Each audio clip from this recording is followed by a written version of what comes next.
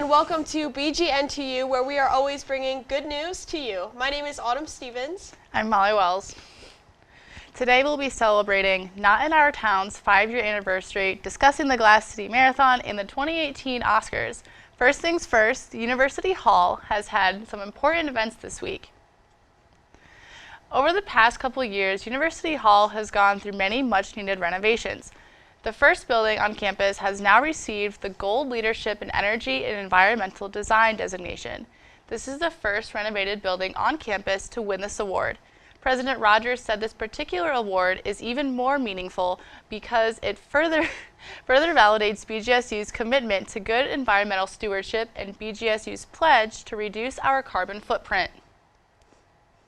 Also taking place last week was the ribbon-cutting ceremony for the Michael Hoskins Grand Foyer. Hoskins is a 1977 graduate of BG who provided a gift for the renovation of the foyer. Along with that, he has given a gift to endow the Hoskins Global Scholars Program, which funds experimental learning trips abroad. This past week, BGSU held its annual Film and Media Festival. The celebration is likened to a mini Oscars for the film students here at BG. Many young and enthusiastic filmmakers came to the festival to celebrate their peers' work in the film medium, as well as to celebrate the Gish. This being the last year for the Gish being in Hannah Hall at BGSU, it was like a special last hurrah for the quaint theater. Trophies for award recipients were handed out in categories such as Best Drama Film, Best Comedy Film, and Best Horror Film. Also last week, the Hatch took place with 10 students putting it all on the line in hopes of getting their ideas invested in. The top student this year was Sarah Clark, along with her trusty steed, Thunder, who would come away with the biggest offer of the night of $20,000 for 25% of her idea. But that was not all that took place. An alumnus would stand up in the audience and offer her $10,000 with no part in her company. Sarah ended up taking the $10,000 offer for her product, the Magna Halter, which uses magnetic clasps for horseback riding steed of the classical tradition instead of the classical tradition clasps and buckles, making it easier for people with fine motor skill limitations to ride horses. Not in Our Town celebrated their 5-year anniversary over the past week. This organization was founded after events of hate took place in the BG community, which led to Vicky Kulik founding the group. During the celebration, Chairperson Holly Ciprani asked all people to renew their commitment to the cause, to stand up to hatred and intolerance in the community. President Rogers praised the group during the celebration and stated that this organization led to an even stronger relationship between the city and the university. Recently, we spoke with the head of the Genius Garage in Bowling Green, Casey Pooch. The Genius Garage is an educational nonprofit organization with the purpose of giving prospective students from BG and UT experience with automotive and aerospace engineering projects. Mr. Pooch said that he chose to have the Genius Garage in Northwest Ohio due to his undergraduate career in the state.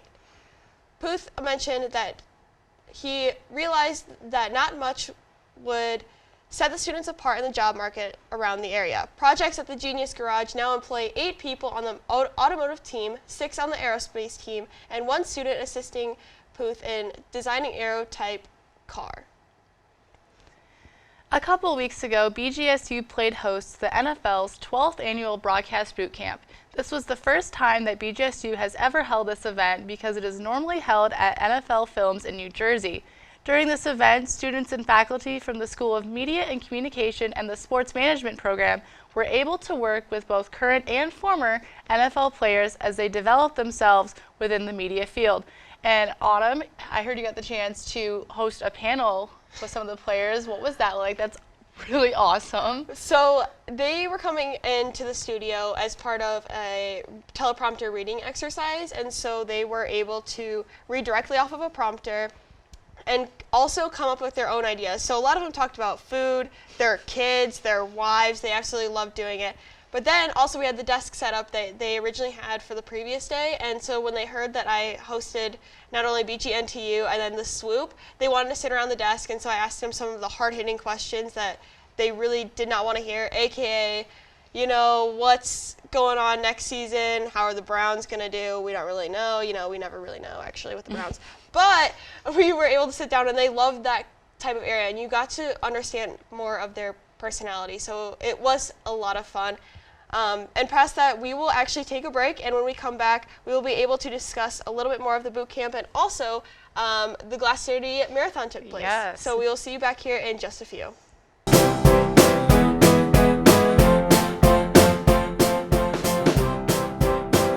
This was a scary moment for Elliott Sadler and everyone at Richard Petty Motorsports.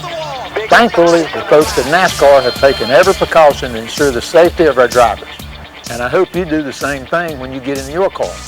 The Department of Transportation says that taxi drivers are 4 times more likely to be in a serious accident. Buckle up, watch the road, and please do not text and drive. It could be the last text you ever sent. This message is brought to you by the U.S. Air Force.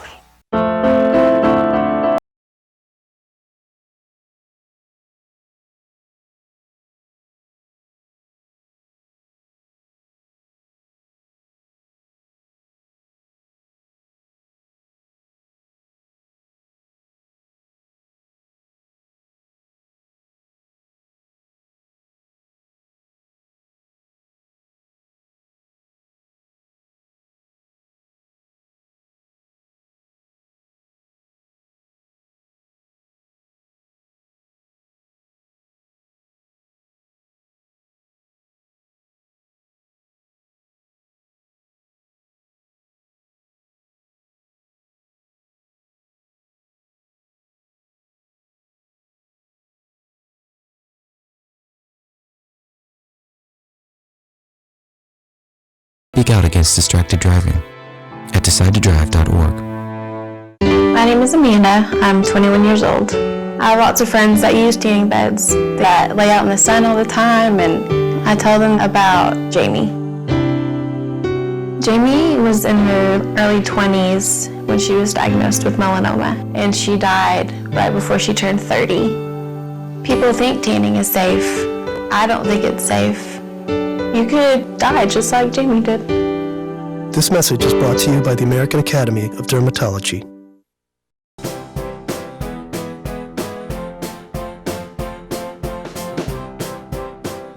Welcome back to Bgntu. Over the past weekend, thousands flooded to Toledo for the annual Glass City Marathon and Half Marathon. Over 9,000 runners would take to the streets to run the marathon, which is the largest in the marathon's 42-year history. Aaron Cooper would take it for the men's side, and Maura Lemon would win it for the women. And one of our own, right here in the Killeen Center, Bob Klein, was sporting his BGSU shirt to run the half marathon. Congrats to you, Mr. Klein. So it was a lot of fun to see him posting pictures and updates as he was running. Mr. Klein is one of our favorite teachers here. And so what do you think about the marathon? Do you think you could ever run it or a half marathon at all? Oh, man. I give credit to any people who can run like that, act like, running, some people I know would run a half marathon in about half an hour to an hour. And I'm just like, I don't know how you do this. So I give a lot of props to Bob. He's a great person that we have here on campus, but I also just think I'm proud of him for getting out and do it. He told me actually that he didn't really train all that much. Which I feel like that's definitely a Bob Klein statement. Oh, yeah. Because he's like, I'm going to go out, I'm going to take care of business, come back and celebrate with you guys. So it's definitely a Bob Klein statement for you. Most definitely. So this weekend, a new Metro Park will be opening in the Toledo area. The Howard Marsh Metro Park is a 1,000-acre wetland near the Lake Erie shore. It is the largest project in the Toledo Metro Park's 90-year history, featuring 6 miles of hiking trails with 6 miles of water trails for kayaking. So if you're looking for something to do this beautiful weekend, you should come on out to 611 South Howard Road in Curtis to enjoy the new Metro Park. Over the past week, a shipwreck hunter affiliated with the National Museum of Great Lakes believes to have found the oldest shipwreck ever discovered in Lake Erie. This is coming just in time for the annual underwater archaeology workshop at the museum. It'll take place on both Saturday and Sunday with a simulated survey on Sunday of the Colonel James M. Schoonmaker Museum ship. Along with that, in May, Participants will have the opportunity to join in on an underwater and above water diving practice at the White Star Quarry, with another trip planned in the late summer to survey the Lake Erie shipwreck. Well, fins up, BG. The Toledo Walleye are in the second round of the Kelly Cup playoffs. They will be facing off against their divisional foes, the Fort Wayne Comets. The series begins tomorrow night at the Huntington Center in Toledo at 7:30 p.m. So, Autumn, I hear that you're a huge fan of the Walleye. Is that true? It depends on who you ask, but if you ask me, that's 100%. So we're gonna go for it all. Am I forgetting the fight song as we're on air? How embarrassing is that? Yeah. But very own, I've talked with Evan Rankin, so he is a former Walleye, and he is an incredible guy. And so not only has the city of Toledo come together to create this awesome atmosphere for hockey, seeing them go off in playoffs is incredible. So these guys work hard on and off the ice. So some of them have other jobs to provide for their families. They've got dogs. I don't know how one team can have so many cute dogs, but I love them. I wish them the best as they continue on in playoffs, so we can hopefully see them advance into the championship. I do too. I mean, hockey's gotten so big in Toledo the last couple of years. It's really been great to see the community, rally around this team. And my mom always jokes I just used to go for the hockey players, but, we'll see. Tonight, BGSU's Theater and Film Department premieres their new feature film, Family Ties, in the Thomas B. and Kathleen M. Donnell Theater in the Wolf Center at 8 p.m. The film is about a young woman who has lost her mother and is facing decisions about family, finances, and college. The film is directed by a BGSU faculty member, Thomas Javier Castillo, and it features nearly 40 students and faculty on the production team. The film premiere is free and open to the public, so come out and support your fellow students. Well, that's all we have for you today, everyone. Thank you all for tuning in all semester, and we're wishing you all the best during finals week. And congratulations to all of the graduating seniors this year, and may the future be bright. I'm Molly Wells. Joined by Autumn Stevens, signing off for BGNTU. Bye, everyone. Thank you.